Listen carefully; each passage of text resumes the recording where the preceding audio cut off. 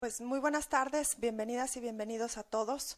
Agradecemos muchísimo su presencia a quienes nos han acompañado en otras mesas de este mismo foro y a quienes recién vienen llegando. Les voy a presentar a nuestro conferencista del día de hoy, que con mucho gusto invitamos a hablar sobre el tema de derechos humanos y una investigación en particular que él junto con otros investigadores han desarrollado. Su nombre es Jacobo Dayan Askenazi, es especialista en derechos humanos, derecho penal internacional y analista internacional. Actualmente colabora como columnista en el portal Aristegui Noticias y es académico de la Universidad Iberoamericana en la Ciudad de México. Fue director de contenidos y relaciones interinstitucionales del Museo Memoria y Tolerancia de 2007 a 2014. Es consejero de organizaciones de la sociedad civil, la Comisión Mexicana de Defensa y Promoción de los Derechos Humanos y el Instituto para la Seguridad y la Democracia. Junto con Sergio Aguayo, investigador del Seminario sobre Violencia y Paz del Colegio de México, Jacobo Dayan ha publicado 2 investigaciones relacionadas con seguridad y violencia. La primera, titulada En el desamparo, los Zetas, el Estado, la sociedad y las víctimas de San Fernando, Tamaulipas y Allende, Coahuila. Y la segunda, El Yugo Zeta, norte de Coahuila, 2010 al 2011. Con mucho gusto les dejo con las palabras de Jacobo Dayan. Gracias.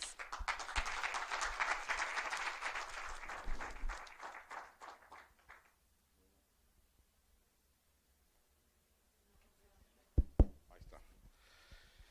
Bueno, gracias por la invitación. Ya viendo la evolución del foro, creo que hubiera sido más útil que esta plática hubiera sido al principio, porque no sé si vamos a acabar poco desmotivados después de lo que vamos a ver ahora. Cuando mandé el título de la presentación, que es como se llama la investigación que realizamos, se llamaba el norte de Coahuila, 2010-2011, el Estado, el crimen organizado, la sociedad y las víctimas. Ese es el nombre de la investigación. Por algún motivo aquí quitaron la palabra Estado. Iba a decirles, oigan, se les olvidó la palabra Estado, pero dije, no, creo que aquí sí está mejor. Crimen organizado va junto Estado, crimen organizado. No había necesidad de hacer la separación. Dije, creo que así está mejor la presentación, que se quede como crimen organizado, violencia, sociedad y víctimas. En crimen organizado ponemos el público y el privado. Entonces queda perfecto. Pues lo que voy a tratar de hacer es una reflexión, más allá de adentrarme, aunque es inevitable adentrarnos en los 2 eventos violentos que hemos investigado hasta ahora de Coahuila, es decir, yo me he hecho hijo adoptivo involuntario de estas tierras, y la agenda futura porque vamos a continuar investigando el Estado. Entonces vamos a adentrarnos en 2 eventos violentos, el de Allende, que es un poco más conocido, y el penal de Piedras Negras, sobre todo adentrarnos en los detalles que probablemente la prensa, dado que tiene la necesidad de resumir estos hechos, no llega. Entonces trataré de desmenuzarlo un poco y sobre todo tratar de ver una agenda futuro, es decir, qué demonios podemos hacer a partir de este horror que hemos vivido. Entonces, me gustaría empezar con como yo tengo una fijación por asuntos internacionales, me gusta analizarnos a partir de la experiencia internacional. Lo que estamos viviendo en México no es la primera vez que algún país lo vive en el mundo. Entonces, cuando pensamos que nadie ha pasado por estas y entonces tenemos que resolverlo de una manera innovadora, no, hay experiencias internacionales y hay que voltear a nuestro pasado para entender por qué demonios estamos como estamos. Es decir, no es casual que estemos en la situación que estamos y vimos ya 4 o 5 mesas con el diagnóstico en varios temas como si fuera un problema nuevo. Y no es un problema nuevo. Si le das a la que sigue, nosotros como mexicanos tuvimos una oportunidad de no estar donde estamos. Y Estado y sociedad decidimos no hacer nada. Es decir, tuvimos un pasado violento. Nadie se puede sorprender de la violencia. Hoy tenemos dimensiones completamente distintas a la violencia ejercida por el Estado en el siglo XX. Y ahí hay una lista de algunos casos. Pero tenemos unos problemas estructurales más de fondo que también decidimos no atender. La desigualdad en nuestro país no es nueva. La impunidad, ¿alguien cree que antes había Estado de Derecho y hoy no lo hay? O sea, es decir, hoy tenemos un problema nuevo. Es la misma impunidad de siempre, ¿sí? la misma corrupción de siempre. Probablemente hoy es más pública y más escandalosa y más cínica, pero las instituciones del Estado que teníamos que haber creado para atender la desigualdad, la educación, la corrupción, la impunidad, el modelo de seguridad, entre muchos otros, decidimos no atenderlo, hay que decirlo. Decidimos Estado y sociedad. Las víctimas del siglo XX no nos preocuparon. Este país tendría que haber tenido, a partir de las víctimas del siglo XX, experiencia en búsqueda. Es decir, ¿por qué no salimos a buscar a los desaparecidos del siglo XX? Porque no nos importó. No generamos equipos forenses capaces en el siglo XX, hoy no los tenemos. No generamos fiscalías autónomas o sólidas en el siglo XX, pues hoy no las tenemos. Decidimos no tener un sistema anticorrupción en el siglo XX, hoy no lo tenemos. Y el momento de oportunidad, sin duda, fue la transición o la alternancia. Algunos pensarán que es transición, otros que es alternancia. Es decir, el sexenio del 2000 fue la oportunidad, porque en el 2006 nos volvimos a meter en este problema multiplicado por 100. ¿Sí? Desde la locura de la política de seguridad iniciada en el sexenio de Felipe Calderón, era imposible tratar de rehacer el Estado, lo que había que hacer es resolver el hoy. ¿Sí? Pero sí tuvimos 6 años y decidimos no hacerlo. Desde que yo tengo uso de memoria, se habla de la reforma policial. Si tenemos 20, 30 años hablando del fortalecimiento de las policías. La solución innovadora que se nos ocurre ahora, o se le ocurre al Estado, es pues mejor demos esa responsabilidad a los militares y nos quitemos del problema, que lo resuelvan los militares. La derrota del modelo civil, iniciada al final de la Revolución Mexicana, decimos no funcionó, fuimos incapaces y tenemos 30 años tratando de hacer policías. No hemos podido.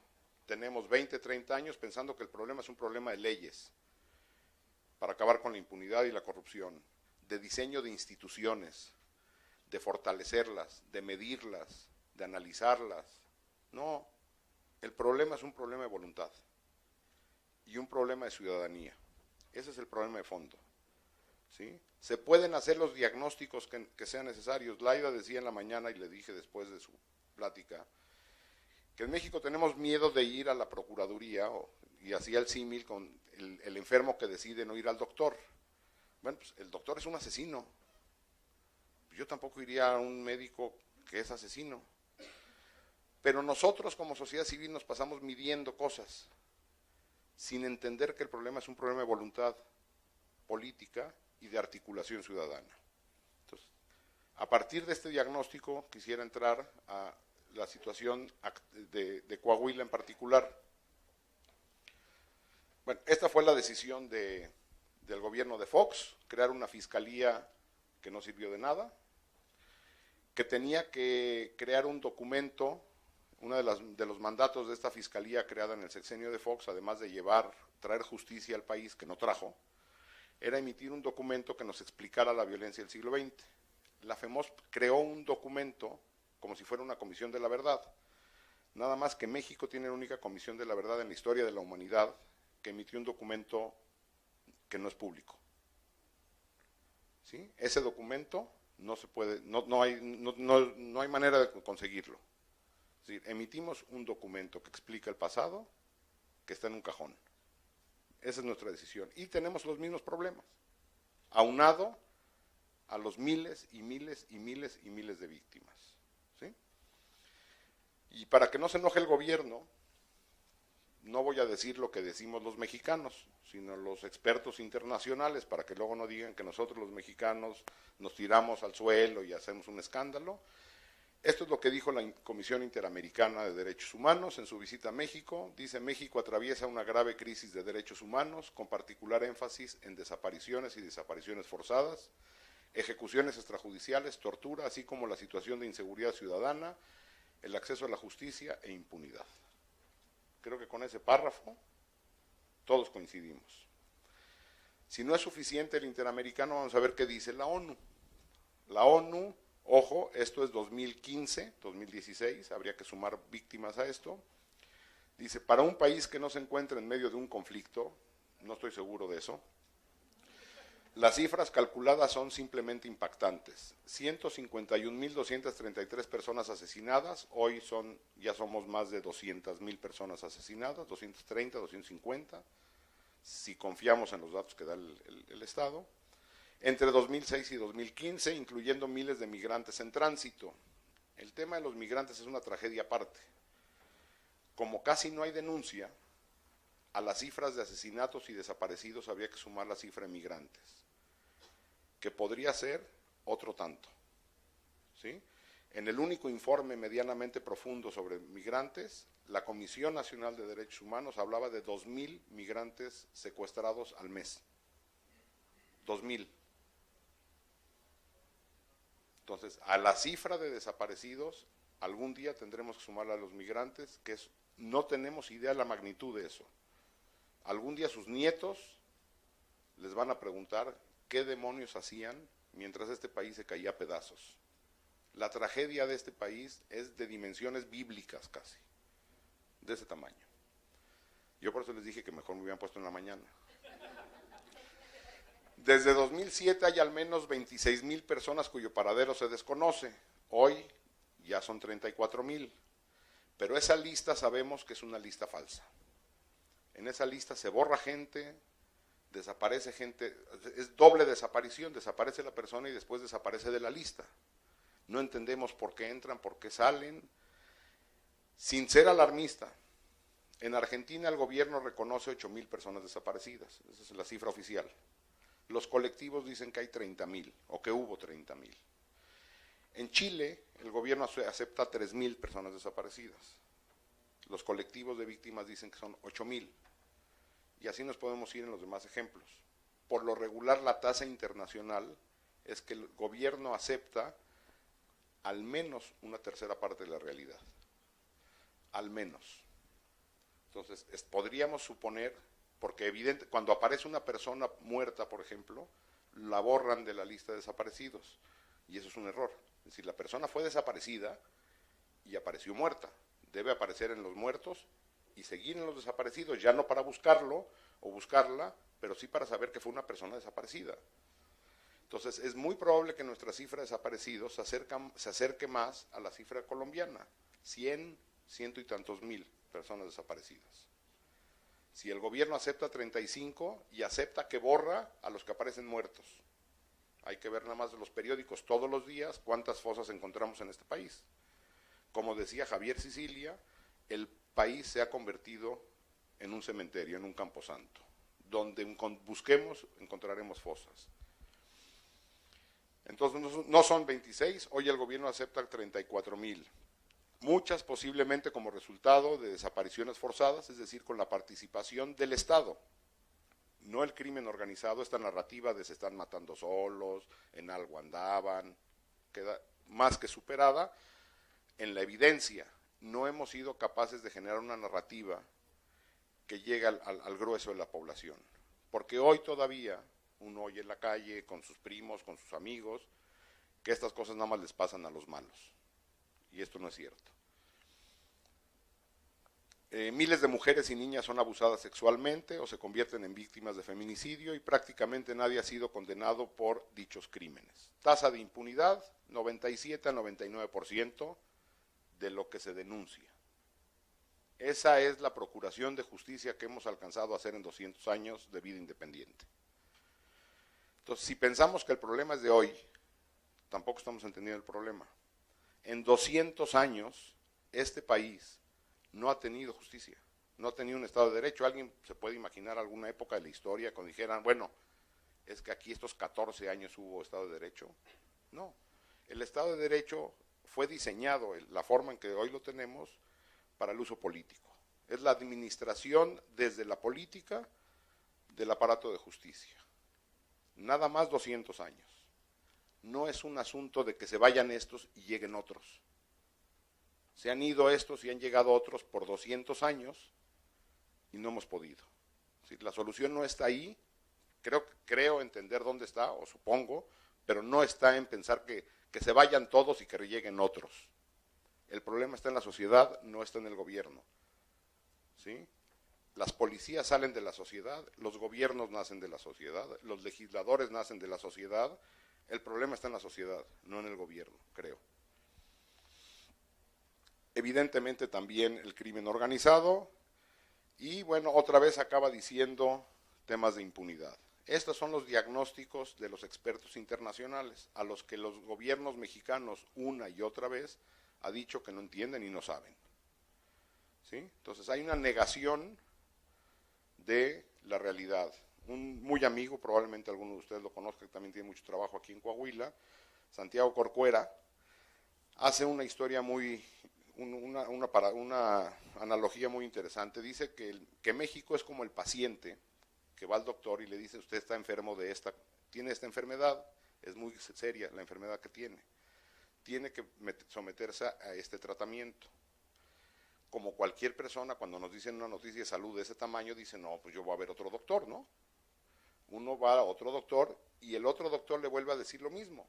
Tiene esta enfermedad, necesita este tratamiento. Pues no conforme, el paciente va a ver un tercer médico y el tercer médico le vuelve a decir lo mismo. Tiene esta enfermedad, necesita este tratamiento. El paciente, que es México, en lugar de ir a la farmacia, va con su abogado. Y dice, oiga, ya van 3 doctores que me dicen esto. ¿Tengo que hacerle caso a fuerza? No, a fuerza no. Ah, ok, entonces no le hago caso. Eso somos nosotros. Tenemos un diagnóstico, con otro diagnóstico, y los problemas son los mismos. Impunidad, corrupción, violencia, marginación, educación, oportunidades, trabajo. Las soluciones se han puesto en la mesa hace 60 años, hace 50, hace 40, hace 30, hace 20, hace 10 minutos, y no hacemos caso, porque la decisión que hemos tomado es patear la lata. Decir, bueno, pues ahorita aquí no enfrento el problema, ya mañana veo qué onda con esto. ¿Quién? Estado y sociedad. Si le das a la que sigue, por favor. Y bueno, contra esto hay que luchar. La mataron por puta, morrita borracha violada, los delincuentes se están matando entre ellos. La agencia de investigación de la PGR, la agencia de investigación criminal, esa es una frase de ellos. Desaparecieron es porque andaban en algo. Entonces, de esta forma, estamos medianamente tranquilos, porque mientras yo no me meta en nada, y mientras no sea borracha ni no sea puta, pues a mí no van a hacer nada. Y no ande en algo, y no soy de ellos, entonces a mí ya no me pasa nada. Esto es lo que hay que vencer, esta narrativa que sale del Estado. Por si fuera poco esto, vamos a citar a un clásico que se llama Felipe Calderón. Marzo de 2011, cuando coloqué la cita, me di cuenta que es la fecha de Allende, casualmente. Lo dijo en un discurso, está accesible en internet. Dice, no hay otra alternativa en este terreno, haciendo referencia a la violencia. Y déjenme decirles que a veces mi percepción es que me siento como el inquilino que llega a una casa y que se da cuenta que la casa tiene termitas o tiene cucarachas. Y que lo hizo en el momento que iba a cambiar la alfombra y descubrió que esto estaba lleno de cucarachas. Y lo que hay que hacer es limpiar la casa y punto. Es una frase de un discurso de Felipe Calderón, marzo de 2011. Entonces parece que Felipe Calderón en febrero de 2011 no sabía nada, y él llegó a esa casa, que es México, y se dio cuenta de esto. Es decir, que en campaña él no se había dado cuenta, que tantos años en la vida política no se había dado cuenta que en México había violencia, impunidad, ¿no? Él se encontró, y eso hace pensar que los seres humanos somos termitas y cucarachas. Y entonces uno, ¿qué hace con las termitas y con las cucarachas? Las extermina. Es decir, lo que está aceptando Felipe Calderón en este discurso es que la política que no le quedó de otra es mandar a las fuerzas del Estado a asesinar gente. Lo está aceptando aquí. Dice, limpiar la casa y punto. No hay de otra. Y nosotros tranquilos oyendo, esto pudo haberlo dicho alguien en la Alemania nazi, de ese tamaño. Es el mismo discurso. Ese es el diagnóstico del Estado. Hay seres humanos que somos cucarachas, y bueno, si hay que echar afuera las cucarachas, en una de esas se van a ir las que no son cucarachas, ni modo, lo sentimos mucho. ¿Sí? Bueno, contra esto hay que pelear, porque el grueso de la población no es que sea tonta, los seres humanos no somos tontos, pero tampoco comemos lumbre. Es más cómodo pensar esto, ¿sí? Que la mataron, que la violaron por puta, y que si lo desaparecieron es porque en algo andaba.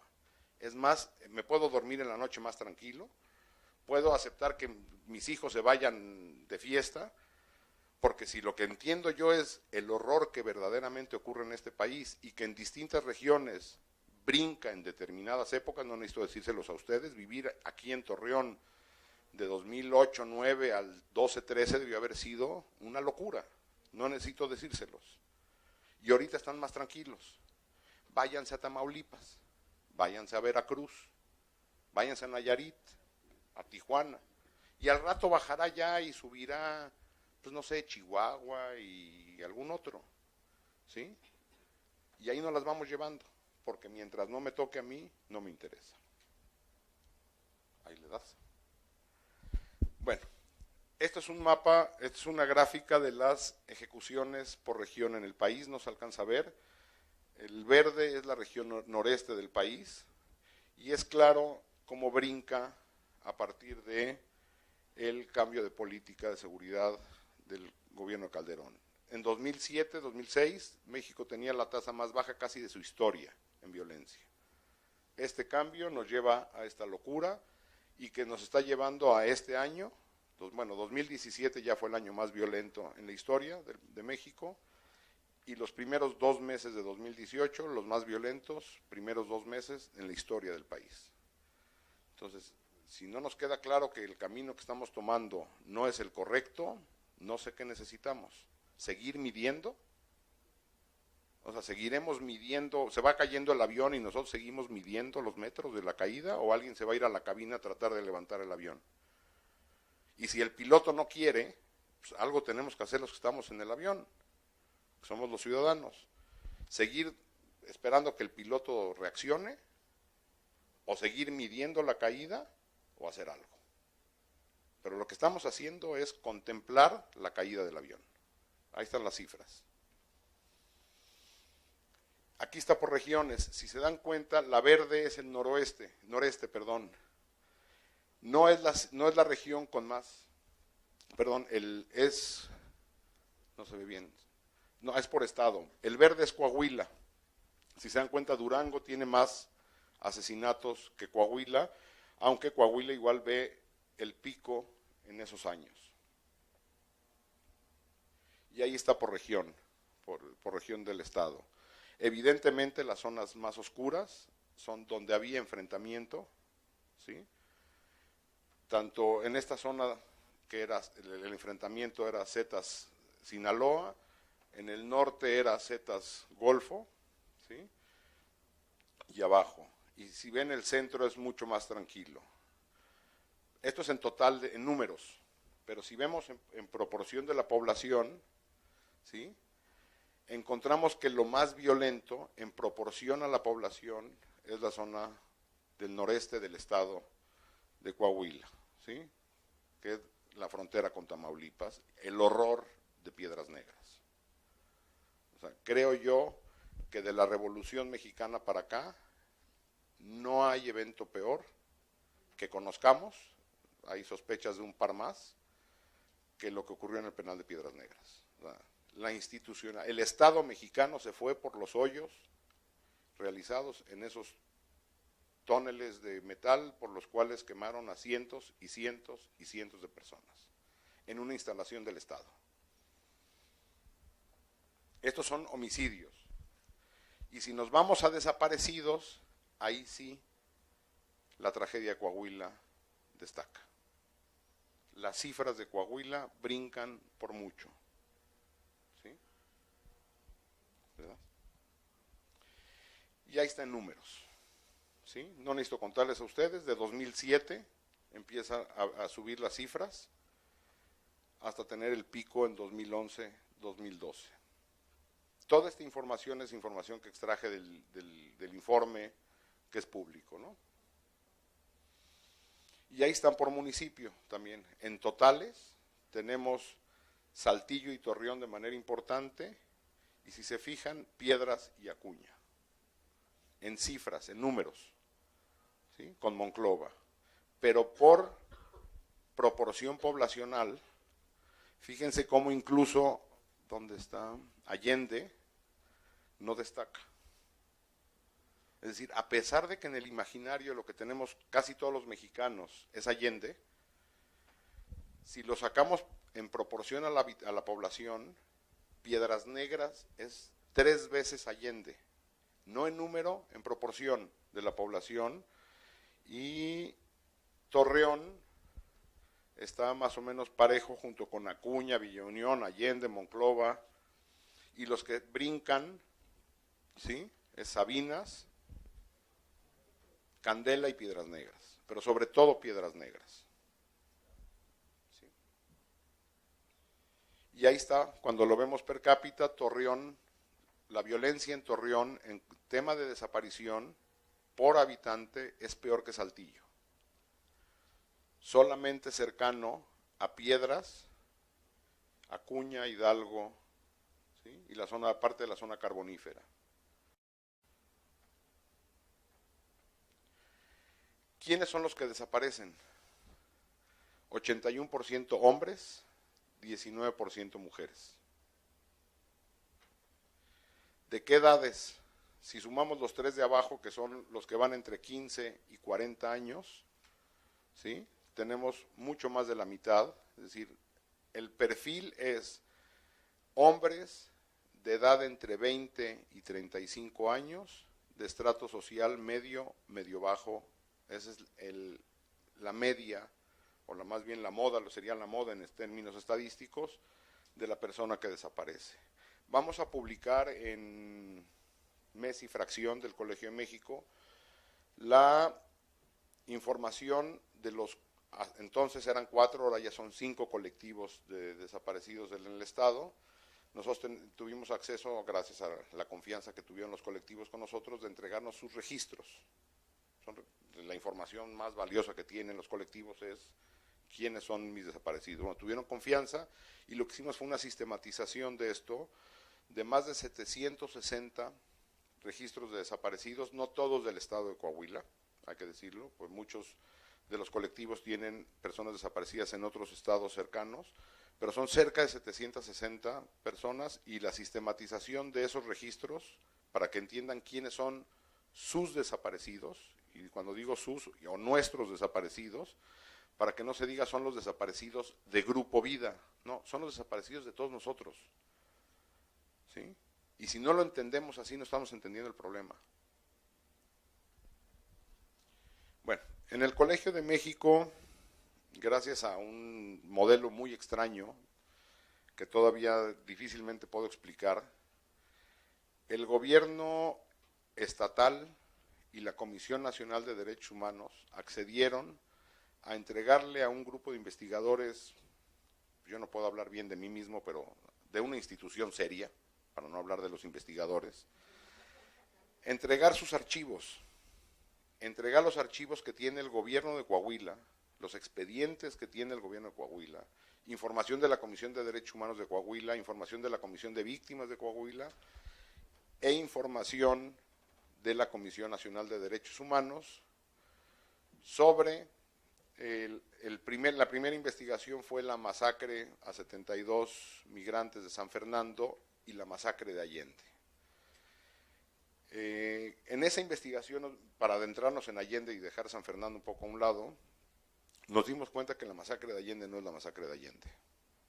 Es decir, lo que se nos ha dicho que fue la masacre de Allende es una pequeña parte de lo que verdaderamente ocurrió, ¿sí? Y eso nos dimos cuenta hasta que llegamos a los expedientes. Y entonces hay que reconocer la apertura del gobierno del Estado, hay que reconocer la apertura de la Comisión Nacional de Derechos Humanos, y hay que reconocer, porque no tenían obligación legal de entregar estos expedientes, y hay que reconocer la falta de apertura de la PGR y de algunas otras instancias federales que negaron información para la investigación. Entonces, ahora trataré de explicarles qué es lo que nosotros entendimos y está publicado desde el primer informe en 2016, que se llama En el Desamparo, y el segundo en 2017, que se llama El Yugo Z, que ahora será publicado en un par de meses en una sola publicación bajo el mismo nombre, El Yugo Z, con la historia de Allende, no nada más de Allende, sino nosotros le llamamos la tragedia del norte de Coahuila, comúnmente conocida como la masacre de Allende, y el horror absoluto del penal de Piedras Negras. No, yo me dedico a investigar estas cosas a nivel internacional. Difícilmente me encontré ante ese horror estudiando Argentina o estudiando otros países. Es el horror absoluto. Trataré de no ser muy dramático. Lo que identificamos en Allende, todos saben más o menos lo que ocurrió, entre el 18 y el 21-22 de marzo, versión oficial, ocurrió violencia desmedida en la ciudad de Allende, producto de una traición al interior de los Zetas. Eso es más o menos lo que todo el mundo sabe, sin entrar a detalle. La historia completa, que no se hace nada más del expediente, sino de información que ha salido en otros informes, investigaciones periodísticas, incluso testimonios que se están dando en tribunales en los Estados Unidos, y nosotros hablando con las víctimas, pudimos medianamente hacer una historia. Todavía tiene algunos huecos. Sabemos que Zetas en los Estados Unidos se hacen testigos allá por presión de la DEA. Lo que nos han dicho es de que la versión oficial es de que hay una traición en los Zetas, que se llevan dinero a los Estados Unidos y entonces por eso se enojan. No. Sabiendo que los está presionando la DEA en los Estados Unidos, tratando de detener a los líderes Zetas de la región, 3 Zetas se van a los Estados Unidos con dinero, es decir, el dinero es después de, y entregan los números de teléfono de BlackBerry de los líderes Zetas, pidiendo por favor que no compartan la información con la Policía Federal. Incluso lo dicen en los testimonios en los juicios en los Estados Unidos. Cada vez que había un operativo de la policía o del ejército, a nosotros nos avisaban, el ejército y la policía. Si ustedes le dicen a la policía mexicana que tienen esta información, los Zetas se van a enterar de inmediato y va a haber un baño de sangre en la región. La DEA discute y decide arriesgarse de manera irresponsable. Y pasa esta información a la Policía Federal Mexicana. De inmediato se enteran los Zetas. De inmediato. Esto ya es motivo, por lo que se publicó en la prensa norteamericana y los informes que se han salido tanto en México como en Estados Unidos, ya hay una investigación del Congreso de los Estados Unidos sobre los protocolos de la DEA con siendo corresponsables de lo que ocurrió en Coahuila. Aquí no pasa nada. No tendría por qué pasar, vamos, ¿alguien se extraña de esto? No, aquí ni va a pasar en la situación en la que estamos. Los Zetas se enteran y la autoridad mexicana se entera antes de la masacre de lo que viene. El gobierno estatal está informado y el gobierno municipal está enterado que lo que viene es una ola de violencia sin precedentes. Y la decisión de los Zetas es ir a buscar a todo aquello que se asemeje o que huela a los traidores. Y eso es empleados, vecinos, familiares y quien esté en la calle. No en Allende, en todo el norte de Coahuila.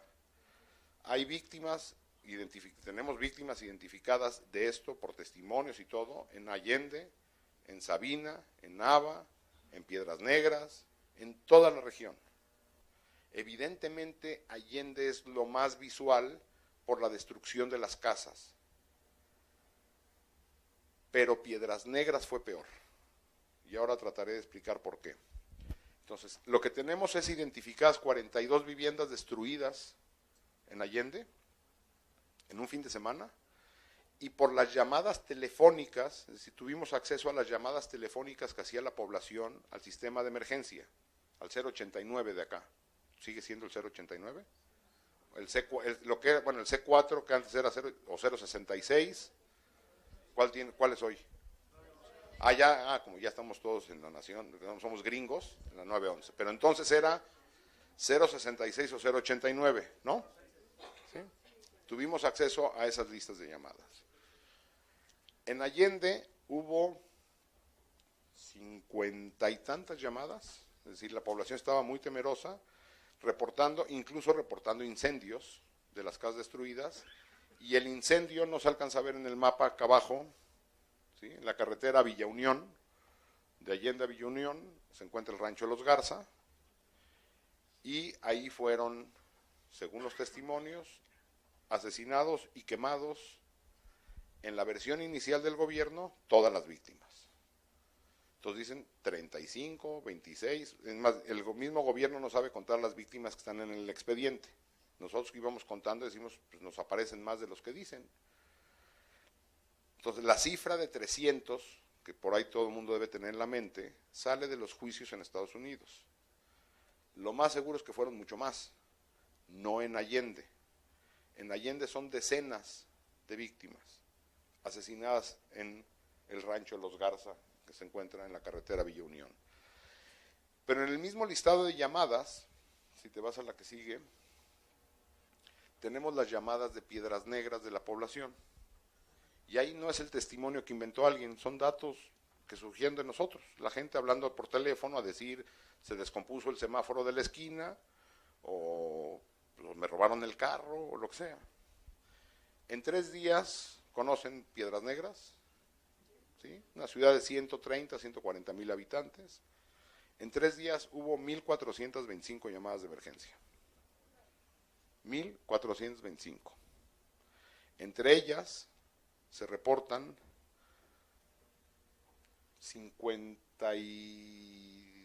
42 o 52, ya se me fue el número, incendios distintos en la ciudad. 52 incendios en 3 días en una ciudad de 100, hay algo raro. Varios de los incendios eran reportados como llegó la policía, llegaron los bomberos, extinguieron el incendio. 4 horas después, alguien más habla. Se está quemando el mismo lugar. Es como si hace 4 horas lo apagaron. Como 4 horas después vuelve a haber un incendio. Y al otro día, otra vez, una llamada que dice otro incendio en el mismo lugar. Entonces dijimos, aquí hay algo raro. No puede ser que el mismo lugar se queme 3 veces en 2 días. O no saben apagar incendios en Coahuila, esa es la otra opción. Esa es la única otra opción. Y entonces nos fuimos a preguntar a la gente en Piedras Negras si estos lugares les decían algo. Digo, yo no vivo en Piedras Negras, nunca he vivido en Piedras Negras, yo no sé si esta esquina en particular puede ser algo. Y lo que nos dijeron es de que varios de esos lugares los tenían identificados como lugares donde se quemaba gente. Entonces, además del penal de Piedras Negras, que ese está ahí arriba, esa es otra historia que sigue después de esta. Es altamente probable que del 18 al 21 de marzo en Piedras Negras haya habido quema de personas en las calles. Altamente probable. ¿Sí? No hay otra manera de explicar 40 y tantos incendios de lugares que no son una casa. Es decir, uno iba, no es que quemaron una casa o quemaron un local. Por lo regular son lotes baldíos. Un lote baldío no se quema 3 veces. La gente hablaba a decir, hay un incendio, porque lo que está viendo son lumbre y humo en columnas. Es muy diferente ver a alguien quemándose en un barril a la distancia que ver un incendio. ¿Sí? Entonces, es muy probable que las 300 víctimas de las que hablan los perpetradores en los juicios en Estados Unidos sean más y evidentemente no son de Allende nada más. Cuando esta teoría, porque a fin de cuentas no hay manera de probar esto, se le presentó al gobierno de Coahuila. Si nosotros antes de salir con este informe, se lo presentamos a los colectivos de Piedras y de Allende y se lo presentamos al gobierno. Es decir, a ver, encontramos esto. nos parece que ocurrió esto. Su respuesta fue sí. ¿Sí pasó o sí qué? Le preguntamos, ¿sí qué? Sí está bien. ¿Ve? O sea, si el gobierno no tuvo objeción en esta teoría, nos parecía, a los colectivos les hacía sentido. Entonces creo que aquí hay una investigación que hay que seguir haciendo. ¿Qué demonios pasó exactamente? Porque incluso el mismo expediente habla de otros ranchos donde fueron quemadas personas. El rancho de los Tres Hermanos. Es decir, hay otros ranchos en la región que fueron utilizados para quemar gente, con testimonios múltiples. O sea, no es un solo testimonio, son testimonios de varias personas que van diciendo lo mismo. Eso fue y no fue en un fin de semana. Es más cómodo decir esto pasó en 3 días y después acabó. Por los desaparecidos que podemos ver, encontramos que este patrón siguió por semanas. Evidentemente los 3 días de Allende, otra vez, es más cómodo hablar de 3 días en Allende que hablar de 2 meses, 3 meses de violencia generalizada en el estado, en el norte de menos. Entonces la narrativa de 3 días acomoda más. No es la masacre de Allende. Incluso hablando con las víctimas de Allende nos dicen, en Allende no hay 300 desaparecidos. Cuando yo voy y pregunto a mis vecinos dónde están, no hay 300. Eso lo dicen las víctimas de Allende. No tendrían por qué hoy ocultarlo. ¿Sí? No hay 300 en Allende. Puede haber 300 o más en esos meses en todo el norte de Coahuila. Este es lo light. Este es nada más como la entrada a lo pesado. Si le haces un afuera, para atrás, para atrás, para atrás, para atrás. Bueno, eso que está allá es el penal de Piedras Negras. Y esta es la frontera con los Estados Unidos. 6.35 kilómetros. ¿Sí? De la frontera con Estados Unidos. Los Zetas, a fin de cuentas hay que entender, son un grupo criminal cuyo fin último no es matar gente, es hacer negocio. Son una organización criminal que tiene por objeto hacer dinero. El Estado es una organización criminal que tiene por objeto hacer dinero mediante el ejercicio del poder. Lo mismo, saliendo de 2 lugares distintos. Lo que logramos entender con el penal de Piedras Negras, que no es el único, habría que ver qué pasaba en el penal aquí enfrente, en Gómez, el de Nuevo Laredo, el de Monclova, que de menos son los que tenemos sospecha que operaban igual. El de Torreón habría que ver la historia también, sí. La decisión de los Zetas es una decisión muy inteligente de negocio. Cualquier hombre de negocio les pondría palomita. Si los Zetas van a un curso de negocios de esos caros del IPAD y esos, le ponen perfecto. Centralizaron sus operaciones en un lugar seguro que aparte no les costaba. En vez de tener fábricas instaladas aquí y allá para producir los insumos que necesitan para su negocio, son una organización criminal cuyo objetivo es el dinero, utilizaban distintos espacios del Estado para hacerlo. ¿Para qué construyo algo si el Estado me lo puede dar? Y entonces dentro de las prisiones operaban como casas de seguridad. Es decir, una persona secuestrada era llevada a la prisión de Piedras Negras. ¿Quién demonios va a ir a buscar a una persona secuestrada a un penal? Y desde ahí, donde los resguardaban, si te vas a la que sigue, los resguardaban en el área de máxima seguridad. Yo sé que suena paradójico, pero pues si yo fuera secuestrador también lo metería ahí. ¿Sí? La zona de máxima seguridad del penal, esta es la entrada al... Órale tú.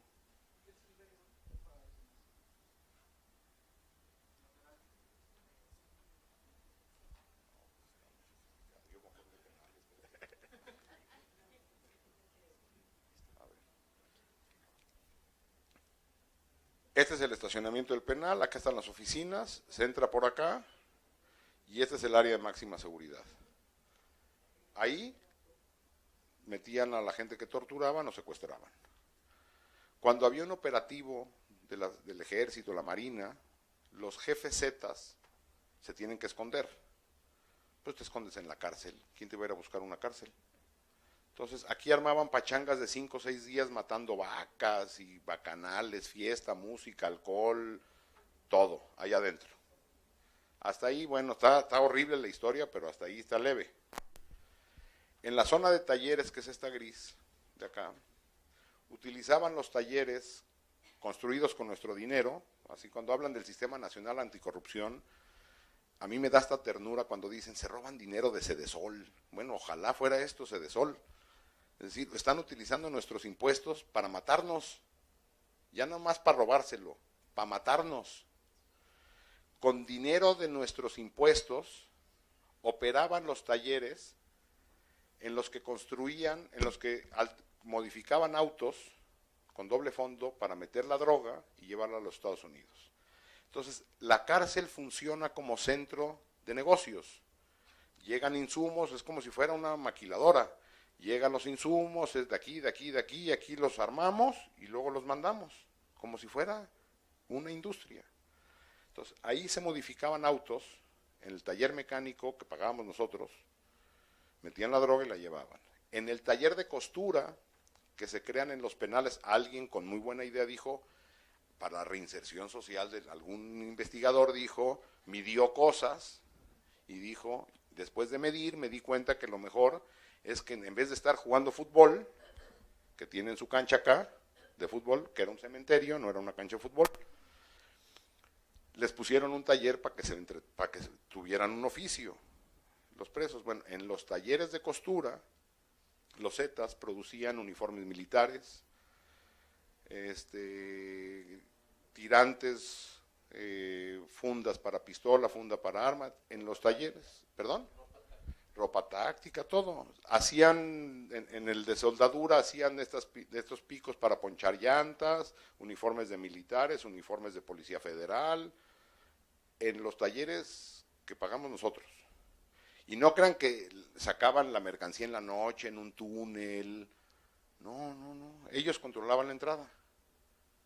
¿Sí? Entraban y salían cuando querían.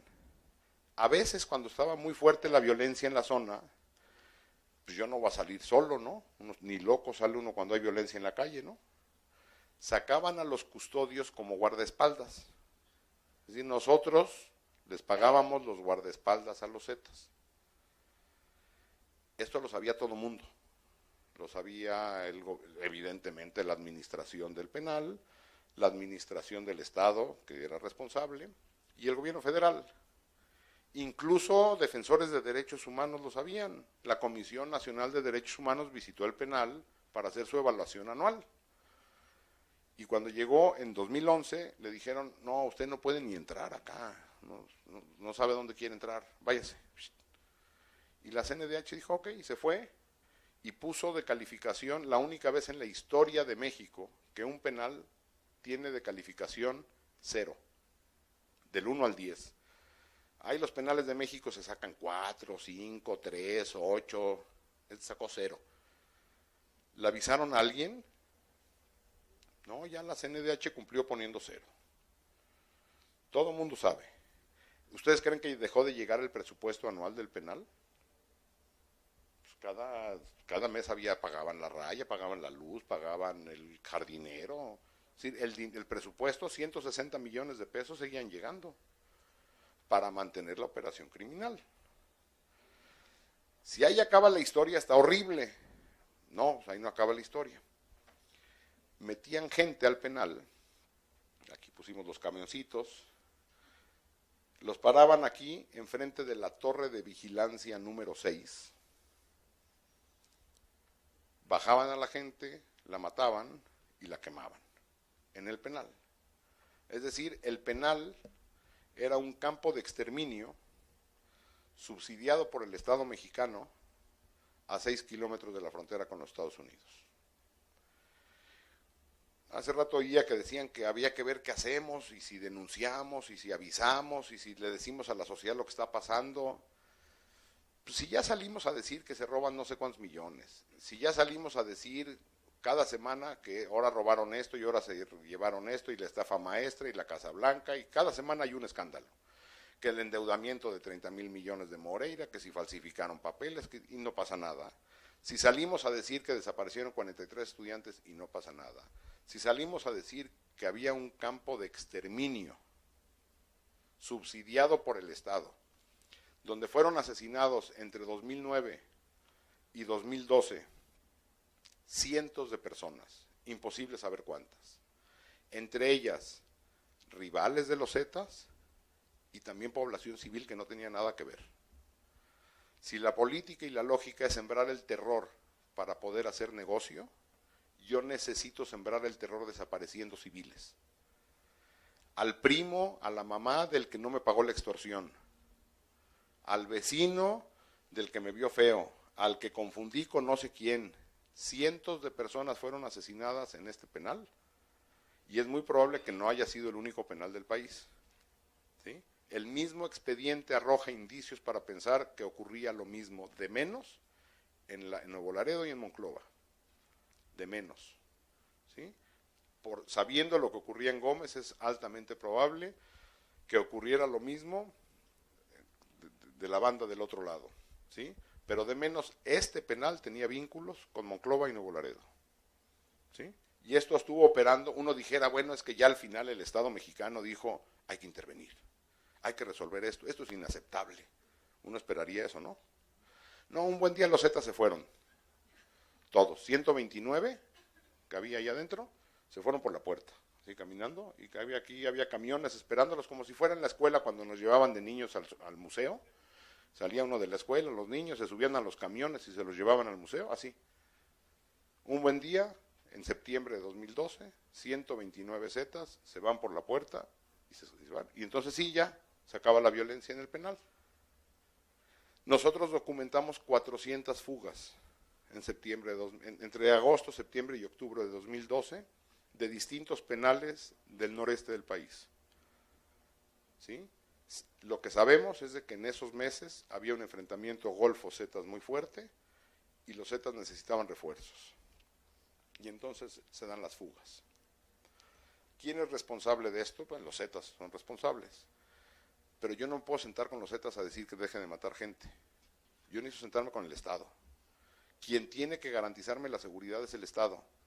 O como le dijo Javier Sicilia a Felipe Calderón cuando Felipe Calderón le reclamó, ¿se acuerdan? Javier Sicilia, el Movimiento por la Paz, y cuando Felipe Calderón en Castillo de Chapultepec le dijo, ¿por qué me vienes a reclamar así a mí si el de la violencia es el crimen organizado? Javier Sicilia le contestó, no sabía que había que negociar directo con ellos. Si el Estado no va a participar en esto, avísame y voy a tratar de negociar con ellos. Creo que todos estamos imaginando un país con Estado. La obligación es del Estado, no del gobernador en turno, del Estado mexicano. Bueno, este caso y el anterior, Allende, no ha sido ni siquiera traído por la PGR. Para el gobierno federal esto no le compete, dice que no le compete. La Comisión Nacional de Derechos Humanos emitió una recomendación hace una semana, o más bien el lunes de esta semana, 7 años después de que el Colegio de México ya había emitido dos investigaciones, una en Texas, ¿sí? La Comisión Nacional llega 7 años después, tarde, corto y mal. Esa es la respuesta de los órganos de derechos humanos de nuestro país. Para que cuando pensemos que es el gobierno, el problema no es el gobierno, el problema es el gobierno y algo más. Los órganos autónomos, y yo no tengo nada contra la CNDH, creo que están haciendo un intento por hacer las cosas bien, tampoco pueden. El problema es un problema mucho más grave que Peña Nieto, o que Moreira, o que Riquelme, o que el que ustedes me digan, que Duarte, porque ya a Duarte le colgamos todas, ¿no? Javier Duarte, vámonos. Por cierto, a Javier Duarte nos indigna lo que se robó, ¿no? A todos. ¿Alguien está indignado por las muertes de Veracruz? Ya nos enteramos que la policía de Veracruz asesinaba gente en la academia de policía de Veracruz. Los subían en aviones o helicópteros del Estado y los tiraban en el mar como Argentina. No, eso no nos indigna. Lo que nos indigna es lo que se robó. Ahí habría que hacer un examen como sociedad. ¿Qué es lo que nos preocupa?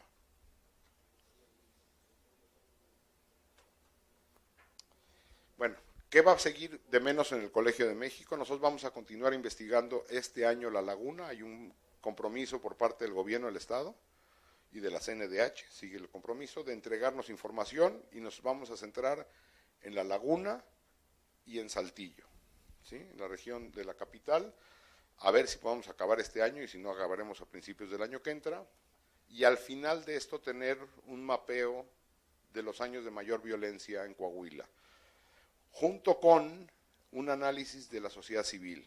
Nos parece que la laguna, por ser uno de los lugares de más violencia en estos años y tener más sociedad civil organizada incluso que Saltillo, aunque les duela a los de Saltillo, pásense la capital ya para acá,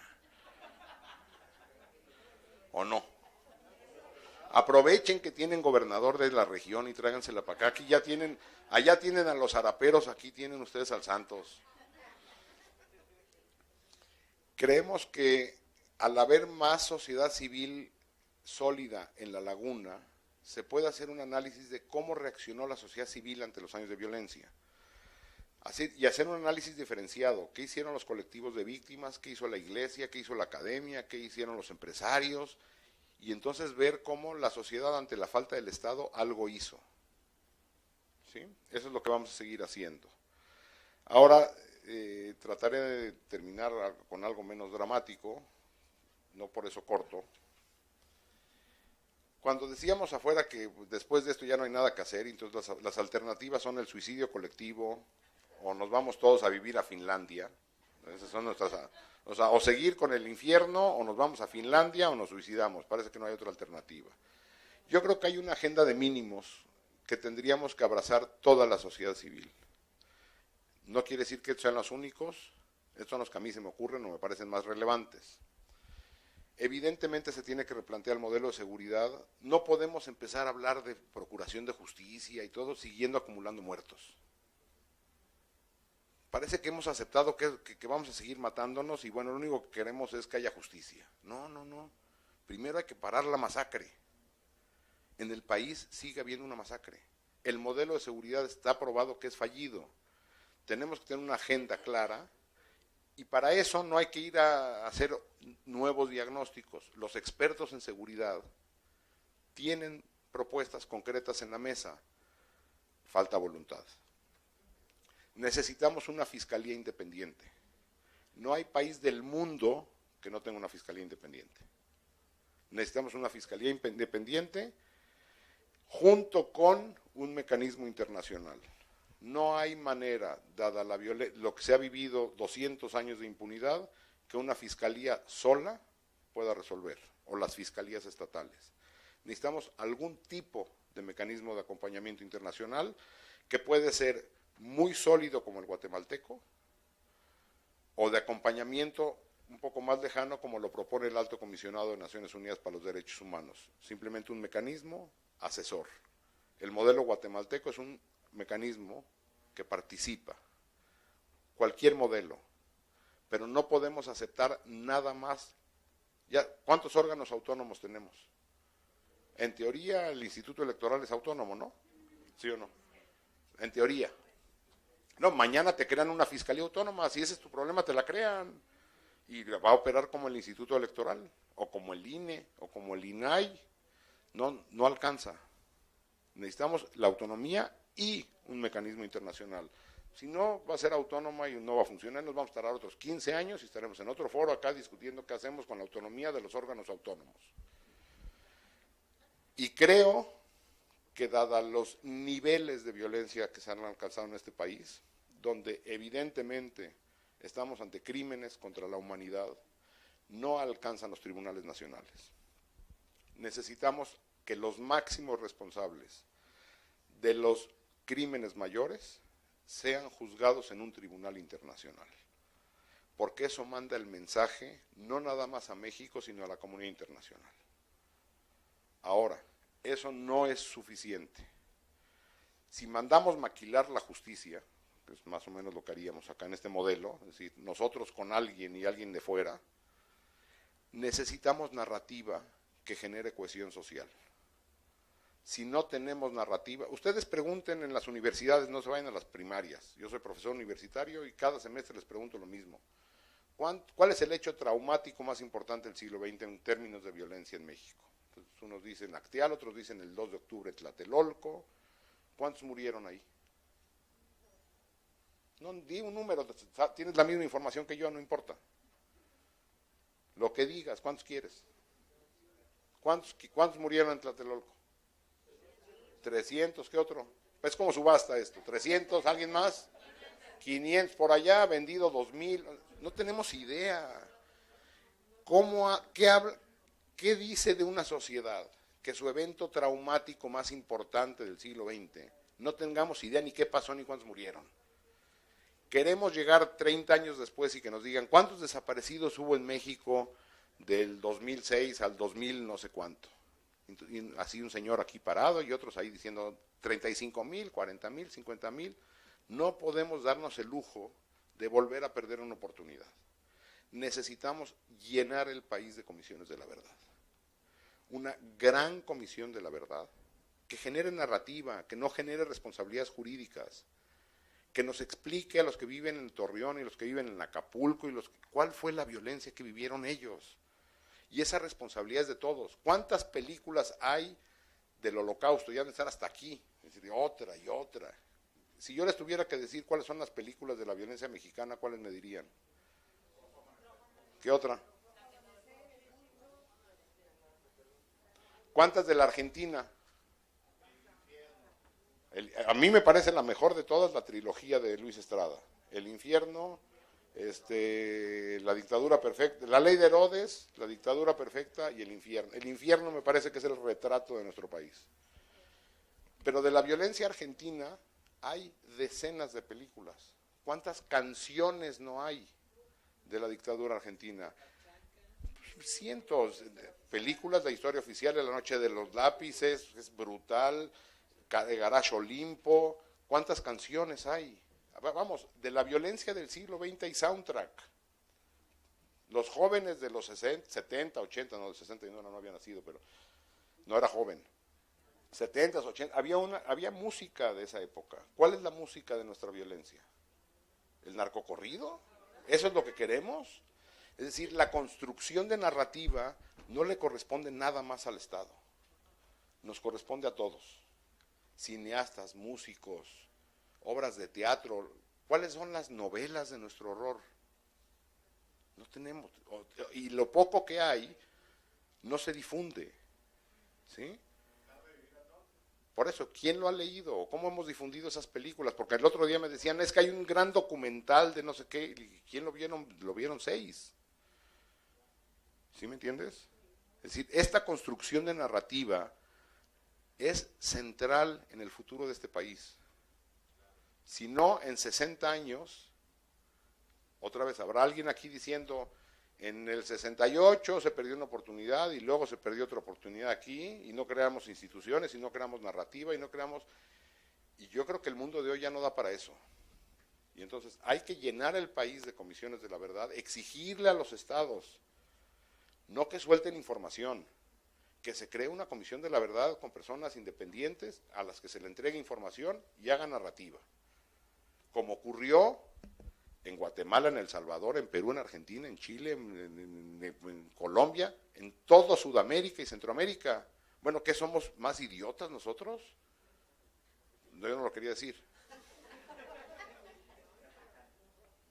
Oye, te faltó el cártel de la Corneta.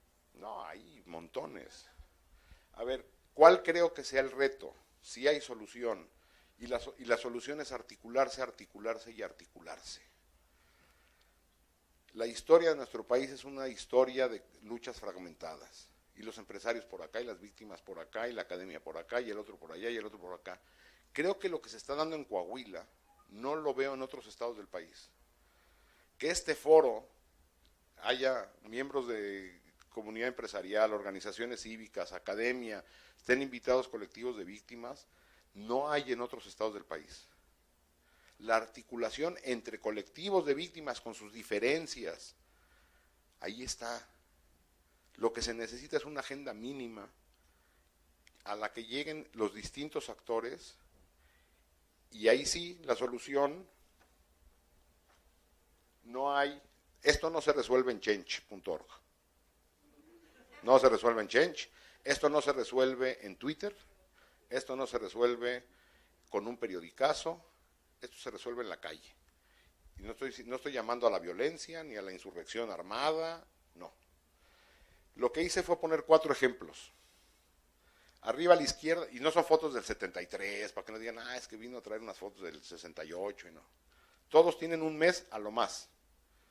Arriba a la izquierda es la gente en Perú saliendo a impedir el indulto a Fujimori y a pedir el juicio político al hoy expresidente de Perú. Es decir, eso provocó la salida de Kuczynski. Aquí a la derecha, tiene como 3 meses, el gobierno de Guatemala declaró persona non grata al representante de esta comisión internacional que está tratando de acabar con la impunidad en Guatemala, que ya tiene a 3 expresidentes en la cárcel. 3. Cuando dijeron, señor se va, esa foto es de la Plaza Central de Guatemala. Nosotros no contamos eso ni en el Mundial. Eso es Guatemala. Aquí abajo a la izquierda tiene una semana, o 2. Asesinaron a 2 periodistas en Eslovaquia. Salió la gente a la calle y dimitió el primer ministro. Eslovaquia. Si aquí por 2 periodistas asesinados renunciara a alguien, no habría funcionarios públicos. Ayer mataron a 1. Esta tiene un poco más, me parece interesante, tendrá medio año. Desapareció una persona en Argentina. Una. Santiago Maldonado. Una persona. Marchas multitudinarias en las calles de todas las ciudades de Argentina, exigiendo al gobierno la aparición o el esclarecimiento de un desaparecido. 1. En Buenos Aires. Pregunto, ¿los peruanos, los guatemaltecos, los argentinos o los eslovacos, no traje Dinamarca, ni Finlandia, ni Alemania, tienen un gen distinto a nosotros? ¿Capacidades superiores a nosotros? ¿Entendimiento de la realidad distinto a nosotros? No. ¿Qué tuvieron? Son procesos distintos. Argentina vivió procesos como los nuestros, de violencia, y para ellos un desaparecido es demasiado. Es una sociedad que después de 8 o 30,000 desaparecidos dijo ni uno más. Y cuando dijo ni uno más, es todo mundo. En esa marcha debe haber profesores, empleados, familiares de desaparecidos, empresarios, es decir, como sociedad ni uno más. Y no es de que se manifiesten los desaparecidos, es bronca de ellos, o bronca de los empresarios, esta es bronca de todos. ¿Sí? Guatemala logró la unidad o la articulación desde los medios de comunicación. ¿Sí? Los primeros que se articularon fueron, ustedes se imaginan una alianza Reforma, Milenio, La Jornada, Televisa, TV Azteca, es impensable. O sea, está más fácil que se junte el Cruz Azul y el América, o las Chivas y el América.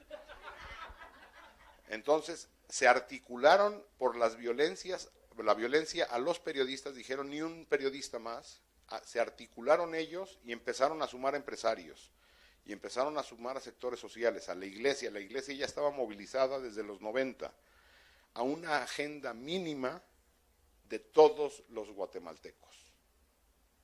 ¿Sí? Igual Perú no está dispuesta a regresar a los horrores de Sendero Luminoso y a los horrores del fujimorismo. ¿Sí? Fueron horrores. La pregunta es, ¿seremos capaces de articularnos o no? La solución no está en crear leyes, no está en crear instituciones. Si no hay voluntad, creen las leyes que quieran, las instituciones que quieran.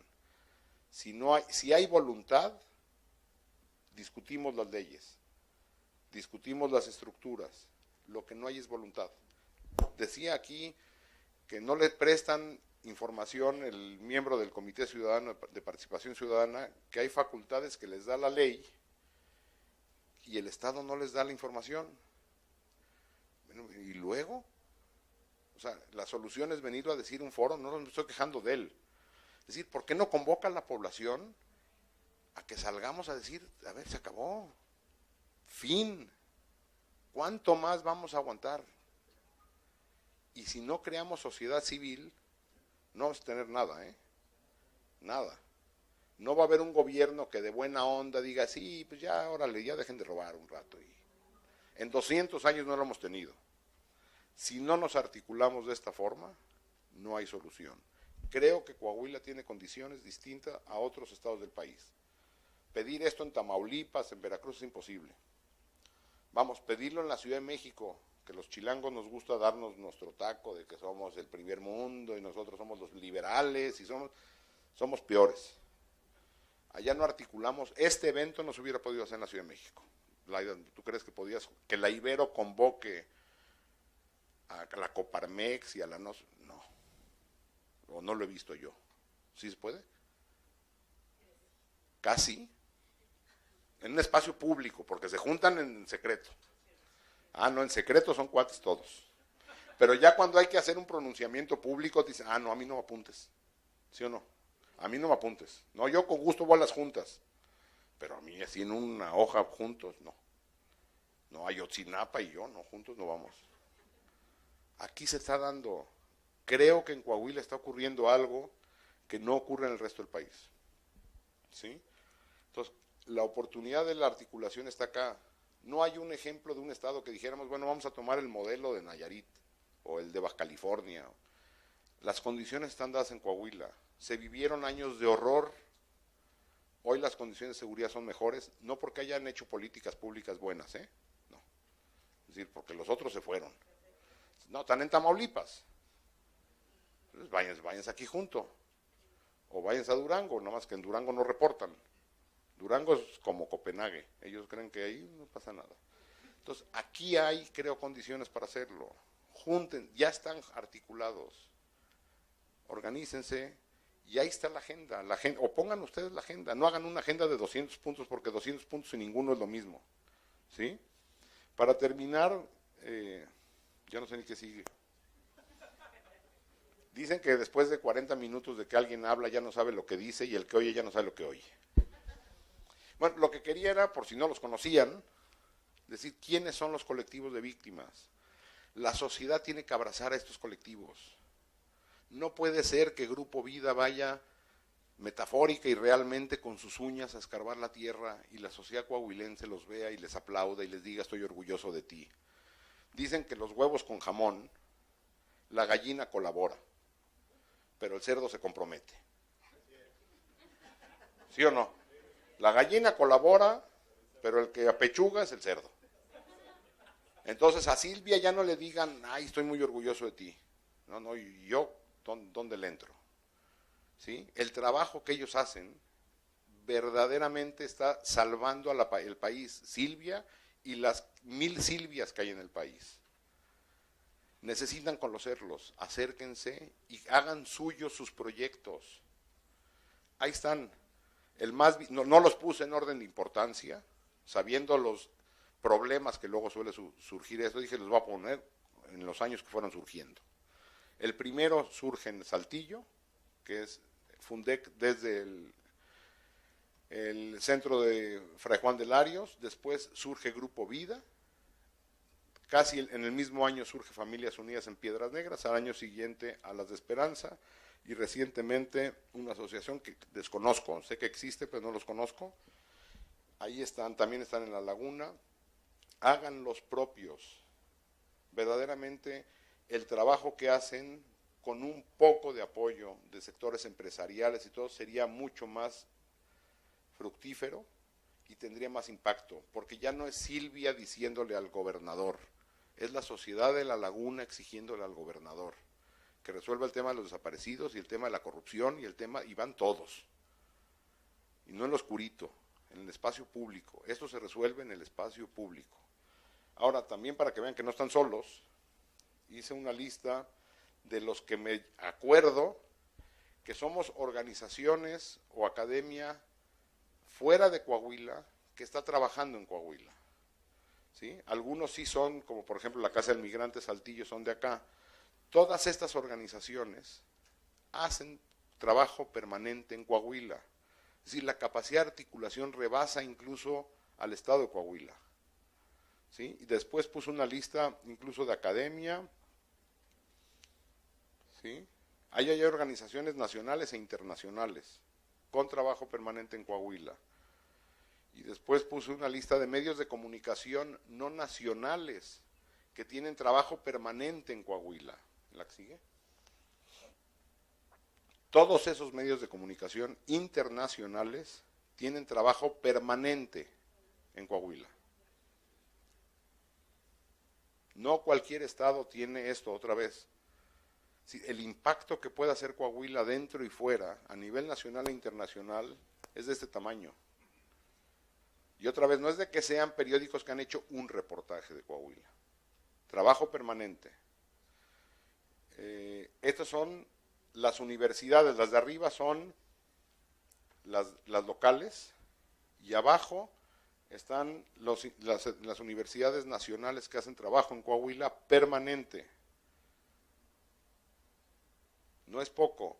Y hay que reconocer el trabajo de la iglesia que ha hecho, sobre todo en Saltillo y en Torreón, y el evento emblemático que unió a la ciudadanía en Piedras Negras momentáneamente, que son los 3 megarrosarios que se hicieron por la desaparición de Gerardo Hit, que llevó en los picos de la violencia a miles de personas a la Plaza de Toros y que generó esperanza en el pueblo, en la ciudadanía de Piedras Negras.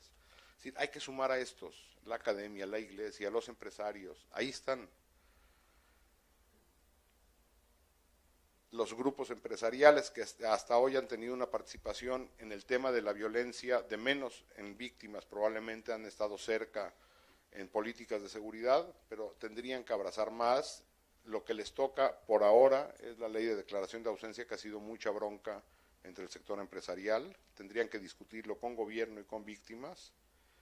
Y por último, creo que nuestra solución es esta: una ciudadanía, no tengo receta, una ciudadanía enterada, responsable, participativa y articulada. Y ahí participamos todos.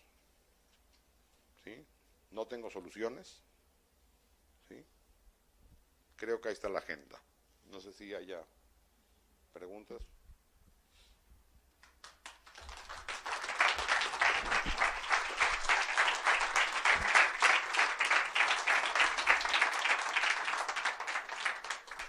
Bueno, sí se escucha. Bueno, vamos, si Jacobo nos permite, vamos a abrir nada más un espacio de 10 minutitos máximo para algunas preguntas del público. La única recomendación, como en todos estos eventos, es que la pregunta sea lo más concreta posible, por favor, para dar tiempo a la mayor cantidad de inquietudes del público. Carla tiene el micrófono, si alguien quiere hacer alguna pregunta puede levantar la mano, ¿sí?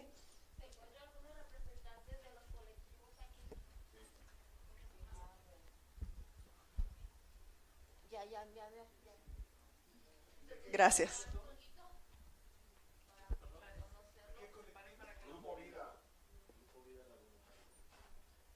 A ellos les deben los hallazgos de patrocinio, San Antonio Augusta, Estación Claudio, son ellos, que van con sus recursos, porque ni el Estado ni la sociedad, son ellos los que lo están haciendo, al igual que en el resto del país. En Veracruz vemos a las madres.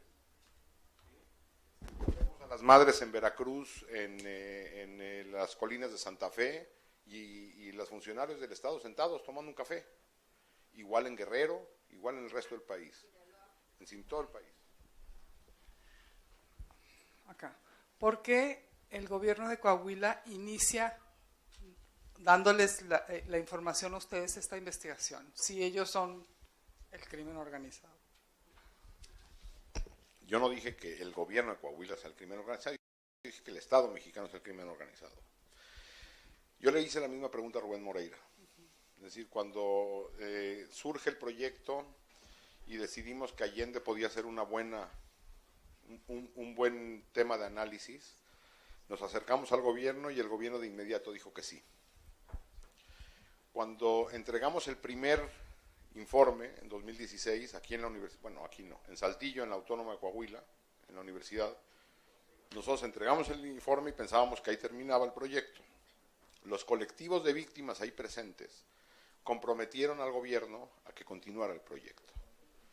Entonces aceptó hacer una segunda parte y nosotros decidimos que en ese momento era oportuno terminar con el norte y hacer Piedras Negras, para después continuar. Cuando a Rubén Moreira le preguntamos por qué lo hizo, él contestó que si nosotros queríamos entender lo que pasaba, él también.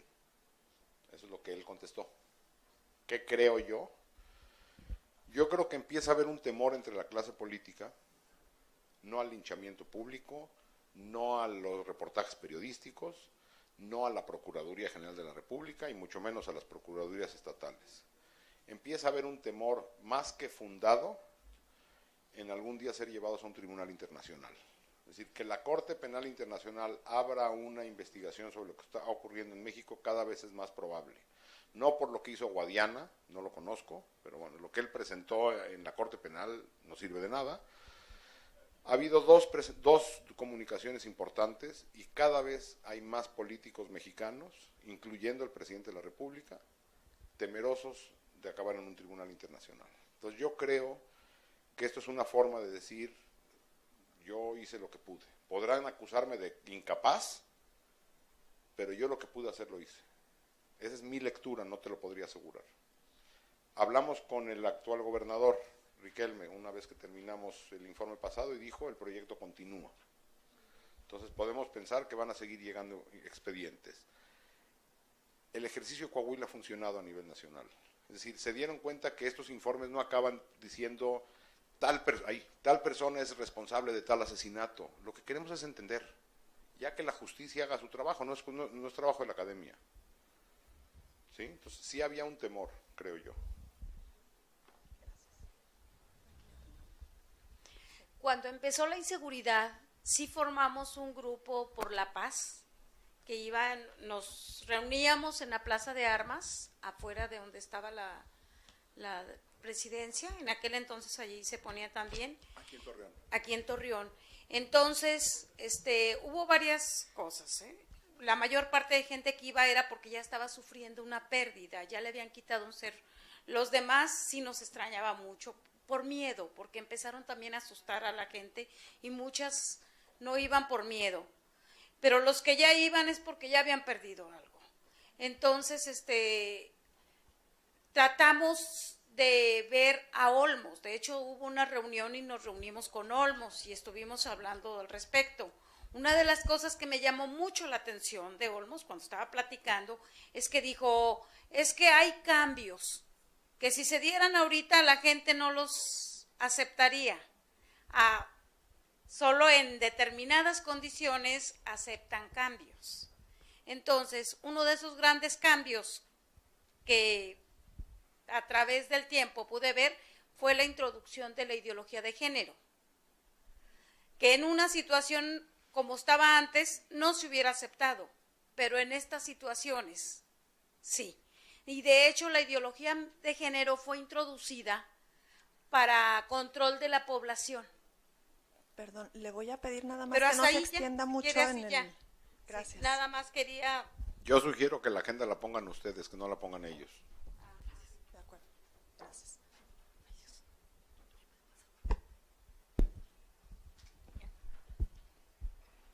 Nada más para reforzar el por qué el estado de Coahuila ha estado avanzando. Yo quiero decirles que para uno como víctima es muy complicado establecer esta situación. En las reuniones que tenemos como víctimas a nivel nacional, mencionan al estado de Coahuila como lanza de punta en el acompañamiento y apoyos que se le dan a las víctimas. Aunque ustedes no lo crean, los que menos lo creemos somos nosotros que somos víctimas. O sea, imagínense cómo está el resto. Sí, entonces en los otros estados no los escuchan, no los atienden, no hay nada. Y en el estado de Coahuila tenemos ya acompañamiento, tenemos atención, el problema principal no lo han resuelto, que es devolvernos a nuestro familiar. Pero más sin embargo, mínimo, nos escuchan. ¿Cómo se logra esto? Se hizo y que nosotros estamos planteando este modelo a seguir en toda la nación, en cada uno de los estados. Viene Navarrete Prida en unos días más y se le va a proponer por parte de los colectivos a Navarrete que este modelo de trabajo que está haciendo el estado de Coahuila se replique en los demás estados para que puedan avanzar y que esto cambie. Aunque no ha cambiado mucho Coahuila, pero ha tenido cambios que valen la pena mencionar, ¿no? Y dentro de esto es la conformación de un grupo autónomo de Coahuila, de trabajo. Este grupo autónomo de trabajo lo elegimos nosotros como víctimas, ¿sí? ¿Y qué es? Es que yo no me iba a ir con el gobernador, porque si voy con el gobernador yo le voy a mentar la madre. Entonces, nosotros le decíamos al grupo autónomo de trabajo, ¿sabes? Esto es lo que queremos y que lo haga. Entonces, ellos eran los mediadores del trabajo que se estaba realizando y luego ya nos sentábamos en la mesa con él. ¿Cómo se logró? Por la unión de la fuerza de todos los colectivos. Al final del tiempo, tú haces esto, tú haces aquello, yo hago esto. Vamos respetándolo y vamos haciéndolo, ¿sí? Y sí, el temor de las autoridades para ser encarcelados es enorme y dijeron vamos a ponernos las pilas, ¿no? Y tienen lo de la Universidad de Texas, que le metieron a la Corte Interamericana y que finalmente dice, es que sí he hecho, mire, sí he hecho. O sea, ellos están demostrando con pequeños pasos que han hecho cosas, no todo. Trabajar con políticas públicas de cambio real, ¿sí? En todo el país fuimos el primer estado que tuvimos la ley de declaración de ausencia.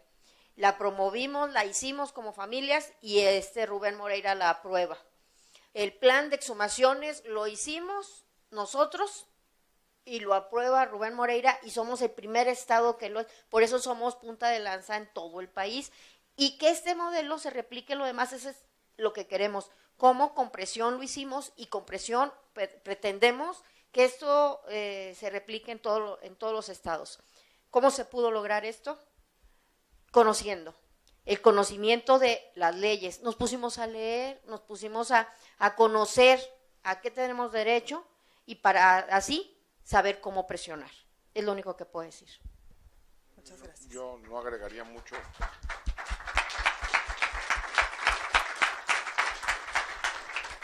No agregaría mucho a lo que dice Silvia, no, lo que diría es, continuarán los informes sobre Coahuila, es decir, Coahuila es un buen estado para ser estudiado. 2 y 3 de mayo sale otro muy fuerte informe sobre el pasado violento de Coahuila, y así seguirán saliendo. Nosotros sacaremos el informe a finales de abril, principios de mayo de sociedad civil, es decir, se empieza a acumular, empieza a ser insostenible la evidencia empírica en la mesa, como para que no se mueva el Estado. Si no se mueve el Estado, llegarán las instancias internacionales. Bueno, pues nosotros publicamos en el Colegio de México, pero bueno, de hecho cada vez que publicamos venimos a hacerlo acá. Es decir, las últimas 2 veces se hizo acá, la siguiente no, ni siquiera vamos a hacer allá, la vamos a hacer aquí, en la página del Seminario de Violencia y Paz, o sobre Violencia y Paz. Y bueno, hay muchos más informes, el de la Universidad de Texas, los de Open Society. Es decir, a lo mejor valdría la pena que los colectivos tuvieran como concentrados todos los informes en una sola página. A lo mejor vale la pena que lo propongan en el GAT, ni siquiera como iniciativa, para que no les cueste a ustedes, que le cueste al Estado, que el Estado suba a una página del Estado todos los informes de académicos que se han hecho sobre Coahuila. ¿Sí me entiendes? Para que toda la población, y ustedes decidan qué informes van ahí. Que los colectivos de víctimas digan estos 14 informes de sociedad civil y de academia, pónganos en la página del gobierno, para que cualquiera de ustedes los pueda consultar. Bueno, pues nuevamente muchísimas gracias a Jacobo Dayan, a ustedes que nos acompañaron hasta el final de la jornada. Muy amables, gracias.